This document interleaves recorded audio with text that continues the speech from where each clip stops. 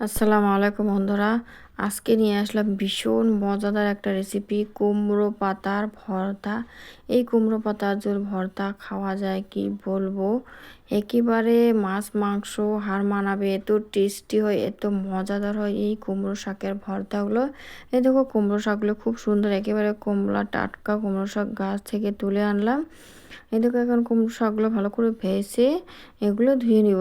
দেখো কত সুন্দর কুমড়ো শাকগুলো, একেবারে টাটকা ফ্রেশ।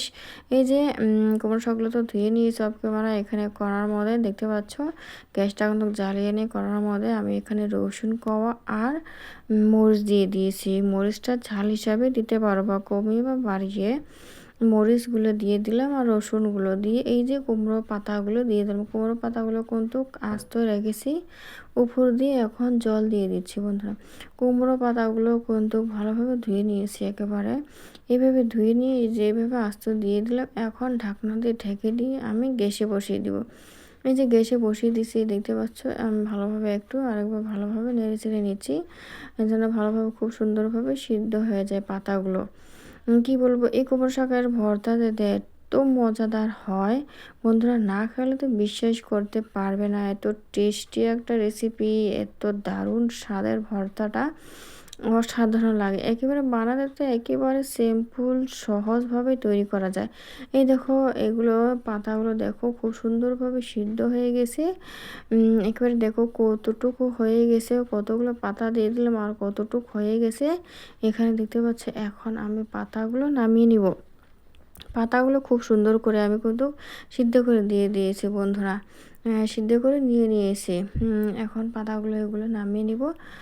নামিয়ে নিয়ে আমি এই যে এখানে নামিয়ে নিয়ে ঠান্ডা একটু ঠান্ডা করে এই যে মিক্সিতে দিয়ে দিচ্ছি বন্ধুরা। এটা আমি মিক্সিতে খুব সুন্দর করে বেটে নিব, একেবারে ভালোভাবে কি বলবো, একেবারে পেস্ট করব। তোমরা চাইলে মিক্সিতে না থাকলে শিলপাটাও বাটতে পারো, শিলপাটা হোক মিক্সিতে হোক যেখানেই হোক এটা বাটতে পারো। এই দেখো খুব সুন্দর একেবারে পেস্ট হয়েছে, দাদু খুব সুন্দরভাবে একেবারে মিহি হয়েছে। দেখো কত সুন্দরভাবে পেস্টটা করে নিয়েছি। এইভাবে পেস্টটা ভালোভাবে বাটায়, শিলপাটা বাটলেও এইভাবে ভালোভাবে করে নিতে হবে, যেন একেবারে মিহি হয়, খুব সুন্দর হয়।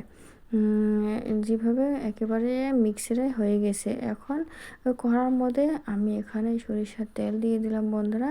সরিষার তেলটা দিয়ে দিয়েছি, একটু গরম হয়ে সরিষার তেলটা। এখানে আমি একটা পেঁয়াজ কুচি দিয়ে দিলাম বন্ধুরা। একেবারে সাধারণ সহজভাবে তৈরি করা যায় এই কুমড়ো পাতাটা, বেশি উপকরণ লাগে না, একটা উপকরণ দিয়েই হয়ে যায়। এই যে এখন আমি পেঁয়াজগুলো ভালো করে একটু হালকা করে ভেজে নিব, খুব সুন্দর করে পেঁয়াজগুলো একটু লালচে লালচে করে ভেজে নিতে হবে। এই যে লালচে লালচে করে খুব সুন্দর করে একটু ভেজে নিয়েছি। এখন ওই যে পাতাগুলো, কুমড়োর পাতাগুলো দিয়ে দিব, ভর্তাটা যেটা করে নিলাম বাটাটা, ওই বাটাটা দিয়ে দিচ্ছি খুব সুন্দর করে। দেখো বন্ধুরা, জানি না কে কীভাবে কুমড়ো পাতা ভর্তা করো, এইভাবে একবার হলো ট্রাই করে দেখো যে এত মজাদার হয়, এত টেস্টি হয় এই ভর্তাটা, না খাইলে তো বুঝতে পারবে না।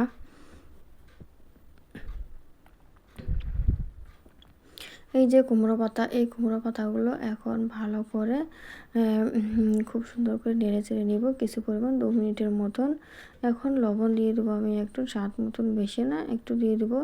আর 2 মিনিটের মতন এইভাবে ভালোভাবে নেড়ে চেড়ে নিয়ে নিব বন্ধুরা। ভালো করে এইভাবে একটু নেড়ে চেড়ে নিতে হবে, তাহলে খুব সুন্দর হয়ে যাবে ভালো। তখন একটু জল জল থাকবে, ওটা থাকবে না। এই দেখো খুব সুন্দর হয়ে গেছে কিন্তু কুমড়ো ভর্তাটা, একেবারে জল জল ভাব কিছু নাই, খুব সুন্দর হয়েছে। এইভাবে একবার হলো কুমড়ো পাতা ভর্তাটা করো, কত সহজেই আমি তৈরি করলাম কুমড়ো পাতার ভর্তাগুলো।